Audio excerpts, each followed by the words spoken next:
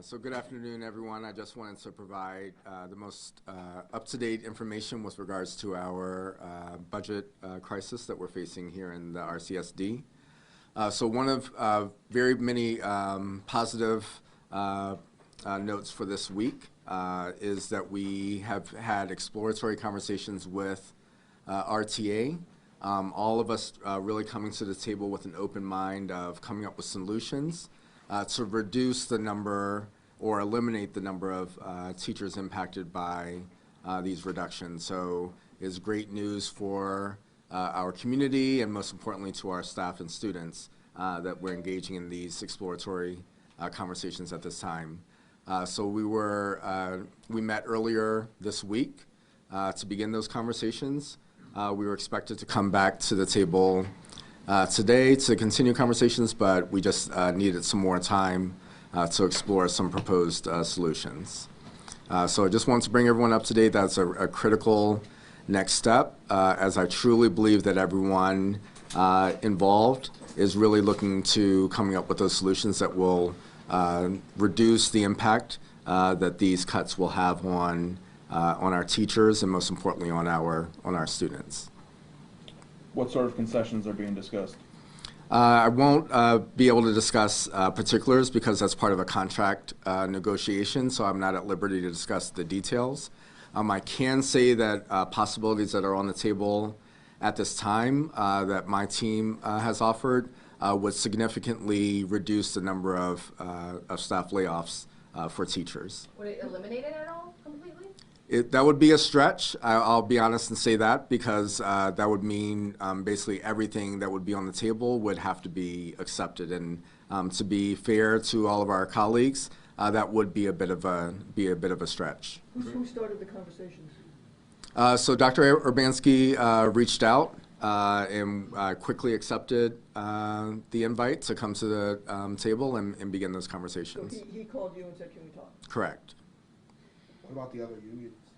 The other unions, like I've stated in my earlier presentations, ASAR, which is our union for administrators, already put a concession on the table, and that was their vacation buyback right. So we've already calculated that into the number of administrators who would be impacted by the staff cuts. So we factored that into their calculation. Again, my intent was never to focus on a number of personnel. It was really looking at how do we recoup up to $10 million in reductions to contribute to our $64.8 million deficit at this time. So the 5% is really a monetary piece and not a specific number of personnel that we're targeting for reductions. What would these concessions bring back of that?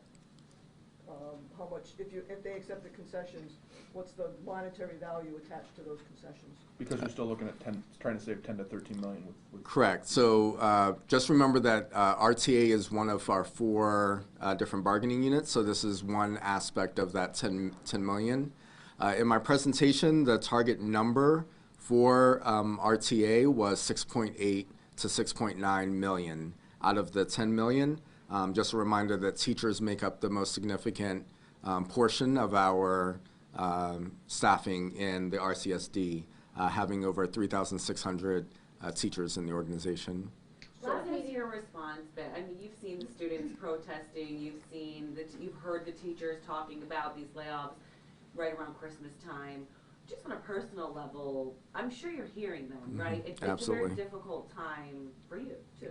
Absolutely. So I pay attention to every single request that comes in. I've heard every single story that's been shared with me, both personally, during my school visits, out and about in the community, and at our board meetings. So I've heard and feel and appreciate every single story. At the same time, I am unfortunately responsible for closing a gap that none of us intended to occur. We very typically have these conversations at the end of a year to balance next year's budget. Unfortunately, this is a result of overspending from last year and poor budgeting for this year, which is resulting in a $64.8 million deficit. The other unfortunate consequence is human resources or staffing makes up the vast majority of our school budget. So that's the push and pull of I hear the heart-wrenching stories and I absolutely feel it to my core, both as a previous teacher, an administrator, and a dad myself. I know the impact that these cuts can have on classrooms, and at the end of the day, we are not allowed to overspend our budget. It's education law that we remain within the budget that's been allocated, so these are the tough decisions that lie ahead of us. So How is have the there a- discussions, sorry, go ahead. Okay, so is there a dollar figure attached to these concessions? Yes, but I'm not at liberty to discuss them in particular. I can say that the amount that is on the table could significantly reduce the number of teachers impacted by our staffing reductions. Have discussions gone further with the state delegation to secure the 25 million that you said you were seeking to get on Tuesday? Yeah, so with our local and state delegation have had ongoing conversations, and those are going to continue through this weekend and early next week. Really, I'm looking for an early indication from the governor's office of what can we expect by way of state aid to help us alleviate the significant deficit that we face. Unfortunately, without a guarantee or some kind of indication of what kind of state aid is going to come through, then we're still going to have to move forward with the plan that I've proposed to the Board of Education. Again, I can't and I'm not in a position to rely on hope that hopefully in March we would get the funding that we would need to the tune of $40 million, which would be the only scenario possible to eliminate the staff reductions that are on the table. So I want to be clear that this is a $25 million ask without the staffing reductions, and it's a $35 to $40 million ask if staffing reductions were to be taken off the table. RTA makes these concessions. Are you talking about the reductions being eliminated just at half year? And eventually, will those same reductions have to happen at the end of the year? Are you just postponing the inevitable, or is there a real chance at a savings that can save these jobs long term? So right now, we're focused on the here and now. This is about balancing our 1920 budget, which sounds incredulous to me saying that out loud because we're living the 1920 budget year. So all of my attention is on any reductions and concessions that can be made to save jobs now. It's too early to tell based on state aid and what our foundational aid coming in and the like. I have no indication of what those numbers are. So it wouldn't be honest to say that this would prevent any staff reductions at the end of the 1920 school year going into our 2021 budget. There's too many unknowns with regards to funding from the state. Can this be done in time for Thursday's vote? I mean, it just seems like now there's a panic button been hit. So I would agree. So as you all know, there's been a lot more energy as of last Friday, which is when letters and notifications went out to individual staff members. That's when things got very, very real, and justifiably so, when you can actually put faces and names with these cuts. So that's when things really gained energy. I can say with all honesty that there is still a possibility. There's still time. I'm amazed at what happens in the period of 24 hours. I can say that other concessions that were put on the table were made within a period of 24 hours to be able to make modifications to the plan that I present to the board. So that still holds true. I can still get an indication from the governor's office that says, here's the amount that we believe we would be able to provide to the Rochester City School District, much like we did in Yonkers, much like we did in Buffalo. So it has happened before. So we're still looking for that early indication coming from Governor Cuomo's office that could change the conversation for Thursday. What will be your day-to-day operations until the 19th, even over the weekend? How are you going to continue to lobby for this, and what are your plans to continue talks with RTA? So I can say that there's meetings planned on my calendar through this weekend with state legislature. There's meetings on my calendar with RTA in the early portions of the week. We're also talking with our other union partners to figure out what everyone as a family can put on the table to make sure that we're reducing the number of staff impacted by these reductions, and most importantly, the impact on our students in the classroom. How confident or hopeful are you that there will be some concessions reached so the number of impacted teachers would be less than the, the 150-ish that's already been previously reported? I personally am very confident. I think that there are some very logical things that can be put on the table right now that would reduce that number, and that's my goal. How do we reduce the number of students who are impacted by these cuts? Again, my target is not a number of teachers, it's not a number of paraprofessionals, it's not a number of administrators. Our goal is to recoup $10 million so that when we're asking the state for additional aid, it will be in the ballpark of what's been allocated before. The city of Yonkers has received approximately 25 to 28 million of spin-up and other state aid in the past. So that's what I know has been done in the past. I haven't seen to the tune of $40 million in recent history. At Thursday's meeting, you had Tuesday, had made a point to really go over that calendar of, since September, of every single meticulous of all these events and these meetings that you had. How has that conversation changed in September? I know you keep saying in the community it's more real to everyone now, but how have those conversations changed, or the tone of those conversations, or the willingness of the give and take? Mm-hmm. So one, the timeline was just a reminder that unfortunately in times of crisis, our memories run a little short. So it was just a reminder to let everyone know that since late September, I've been meeting every single week with anyone involved in being a part of the solution for our budget crisis. So I really wanted to chronicle what that looked like. I can say in all honesty, and I shared this with a group of administrators earlier this week, the urgency that was present in our community back in September and even October was minuscule compared to what we experienced last week into this week. Absolutely night and day. And again, I just want to point to while we were clear with numbers, even back in early November, I shared that we had a $64.8 million problem. I even articulated the number of staff who would be impacted by these cuts potentially, but it wasn't until we started to deliver messages and letters out to specific schools and communities where we actually got to see and feel, unfortunately, where those cuts were going to impact schools, students, and classrooms. So that's how it's changed significantly since late September to now. I welcome that new energy. I just hope that we don't let this energy go, because there's a lot of work to be done. Once we solve the 1920 budget problem, we have 2021 right around the corner.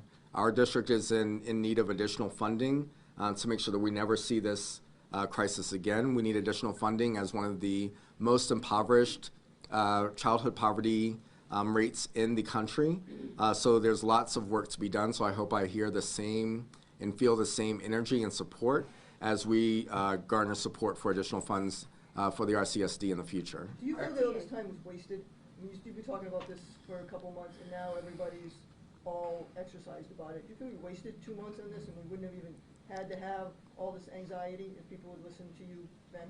Yeah, so time not wasted, and I do think that the earlier we could have engaged as an entire community around advocacy at the state level and beyond would have served us well. But at the same time, there was some benefit to quiet, to really have some conversations with folks in the RCSD and beyond with level heads and not letting emotions drive our conversation. So I also see that as a benefit of some of the quiet. But now is the time that folks have really come together. And unfortunately, our timing window, as everyone knows, is relatively brief. So we have a lot to do in the next couple of days. But I know we'll get it done and emerge even stronger as a Rochester community. RTA has been traditionally stubborn when it comes to making any concessions in this community. Are you surprised they came to the table and are offering anything? So I'm personally not surprised, because I know RTA has heard the same messages that I have. I've heard directly from teachers, and I've seen teachers express their point of view that we too want to put things on the table to make sure that we're saving our colleagues' jobs. So I'm not surprised that RTA came to the table. I think they want the same thing that I do, and that is, how do we reduce the impact on our students in our classrooms right here and right now, as we have all heard from our teachers, we've all heard from our parents, and we've all heard from our students of how they're feeling about our current state. So no surprise on my point. I think there's very logical solutions ahead, and our very own teachers are asking to put their very own finances and the like on the table to save their colleagues' jobs. Mr. Dade, do you have a message for parents that might be learning that overdose happened at their student's school, or students who had a teacher overdose at their school? So one, my message has been and always will be safety is our top priority. I can't speak to specifics of that case because RPD is currently investigating. And if there's any concerns from parents, it really shouldn't be me as the first point of contact. Really going to our school principals and making sure that we have everything in place to keep our students as safe as possible. Is Narcan in every single school? I'm sorry? Do you have Narcan in every single school? I'll have to check back on that. I'm not positive. And then I get HIPAA and that kind of thing, but what about transparency for these families? You know, is there anything you can say to ease their minds and just shed some light on this issue? Yeah, so one of the things that I would say is the parents in an involved community, of a community involved in that particular incident would be aware of what's transpired. So if we haven't heard of anything at our individual schools, please don't spin into a frenzy. Our principals and our community, and our safety officers would let us know if there were any students in danger and the like. So I trust our RPD to do what's right by notifying our community and those directly involved to make sure that we're maintaining a safe and supportive environment for our students. Did the medical emergency happen in front of students? Again, I'm not going to comment on an investigation that's active at this time. Any more questions regarding what we're here for? Because we're not going to be talking about this Narcan thing, guys. Anything else? I know we're getting updates about RTA and different unions. Are there any updates as far as the internal audit and things like that would potentially happen? Any updates on that? So I do have notification that we may get some information from our auditors, but it's still too early to tell. They set about a course of action that while these things typically take months and months to complete, they understand the urgency around what's going on in the RCSD. So they're committed to any helpful information that would be good to release early on, they will do so. So again, I don't have the particulars of what they might share, but I do know the complete and conducted audit won't occur until later in the spring. Several board commissioners expressed concern about the amount of Black and Hispanic teachers let go or potentially let go.